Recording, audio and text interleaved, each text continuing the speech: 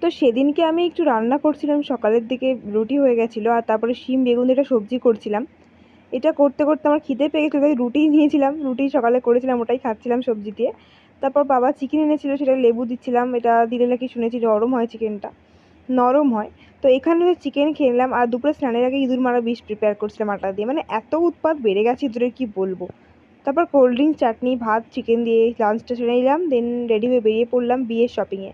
মানে আমার ওই ভাগ্নি, মানে কি বলবো, পিসতো বোনের মেয়ে, তার বিয়ের জন্য এটা ক্যাজুয়াল লাগছিলো ট্রায়াল করতে করতে। তারপর রোল খেলাম, রোল খেয়ে আমি আর ভাই অরুণ আইসক্রিম খেলাম, যেটা হাতিবাগান গেলেই মাস্ট আমরা খাই, মানে আমিই খাই।